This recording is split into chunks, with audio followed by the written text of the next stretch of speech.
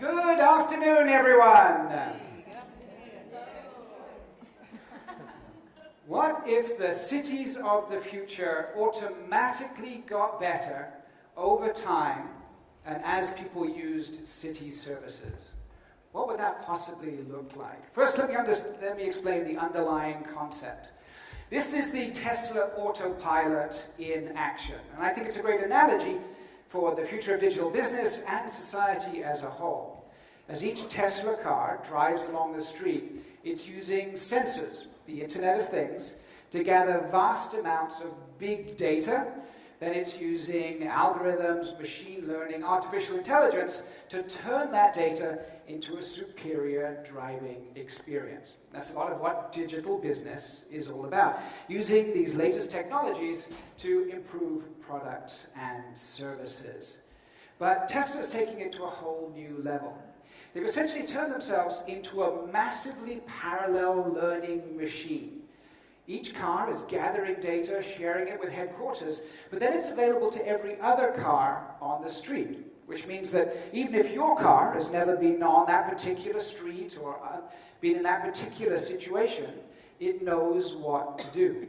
In other words, the Tesla driving experience is automatically getting better over time and as more people use their cars. That's a massive opportunity. So, well, hands up. Hands up if your products, services, and internal processes automatically get better over time as you use them. Not a lot of hands up. A few people, okay. That's coming in the future. And this applies to our cities. Cities are basically just incredibly complex networks of interlocking processes. We have traffic, utilities, lighting, commerce, tourism, associations, all of these processes coming together to create what we think of as city life. And in the future, we have this opportunity to take some of those underlying infrastructure layers and have them improve automatically over time using technologies like sensors and the Internet of Things. That use of technology can then give us more time and resources to apply to the much harder problems of society like crime and homelessness and making cities a great place to live in. So let's look at some examples. This is the fast-growing city of Nanjing. We started a project a couple of years ago taking data from around 8,000 taxis. Took all of that information in, built a machine learning model, and used that to optimize every use of the taxis in Nanjing. They're trying to prioritize public transport over private cars. That project went production, and now they're expanding it to all of the other forms of transport, so buses and cars and everything else. So the whole city is wired, sensors everywhere, gathering information permanently. It all goes into a big model to help people navigate the city as effectively as possible. And it includes giving data to individuals so they can self-optimize their own journeys, using that information to choose the particular mode of transport at any particular time based on not just schedules, but what's really going on in the city at that moment. This is the city of Karlsruhe in Germany. They're doing the same thing, but they're taking it to another level because they're really trying to optimize the quality of life in the city. To do that, they're using these advanced light systems that are gathering information not only about traffic, but about things like pollution. They also provide electricity for electric cars and so on. So they're gathering information, giving that out to the drivers, but also gathering everything else that's going on in the city. What's the pollution level? What's the weather? They're bringing all that into a central platform, and again, using algorithms so that the entire system can self-optimize over time. The algorithms understand the traffic flow and automatically change, for example, the traffic lights to optimize the throughput while minimizing pollution.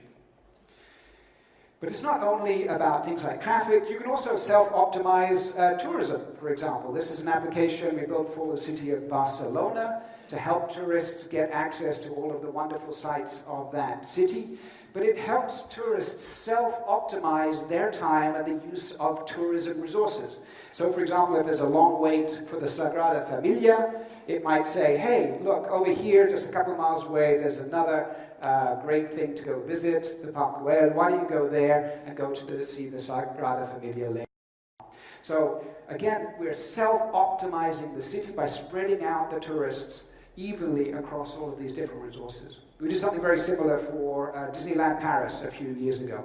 Lots of different rides, making sure that some rides aren't busier than others by making sure that people know what's available.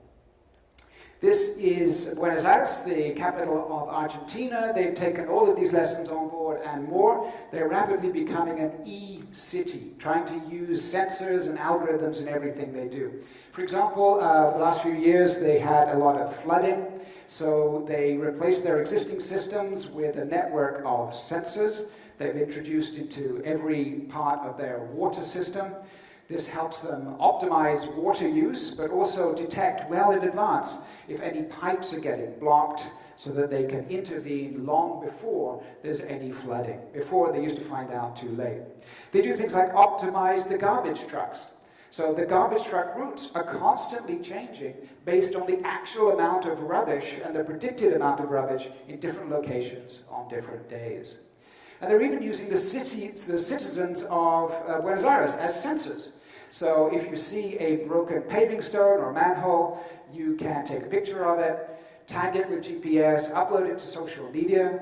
All of that data gets brought into the city data systems, gets augmented with other information about what's going on in the same place, and then algorithms help prioritize what's most important.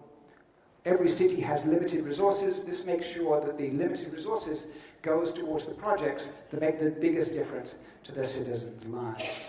So there's amazing opportunities to optimize infrastructure in new ways.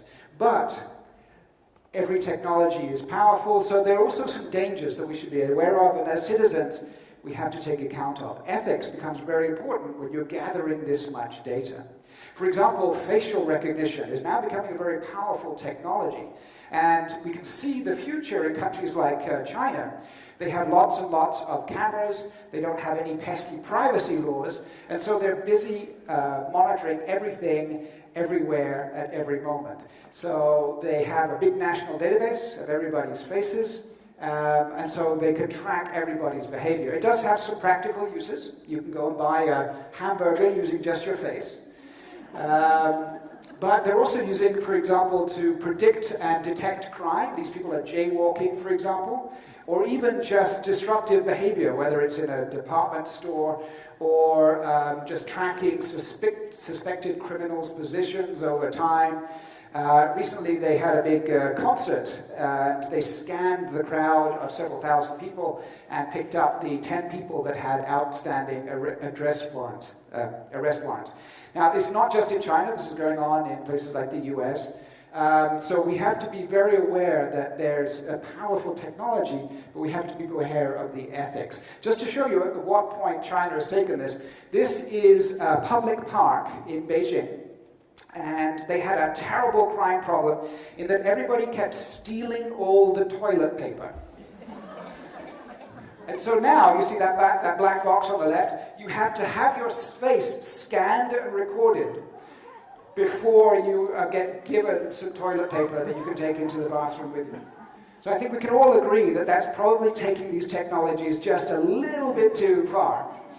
All right, in conclusion, there's an amazing opportunity to use these technologies to create self-optimizing cities. The infrastructure layers like traffic and pollution, we can absolutely make the world a better place thanks to these technologies. But as citizens, we have to make sure that there isn't overreach by corporations or governments to make sure that we do keep our privacy and that those resources that we're saving from using technology more efficiently are actually dedicated to the goals of making cities a better place instead of a privacy nightmare. Thank you very much for your time.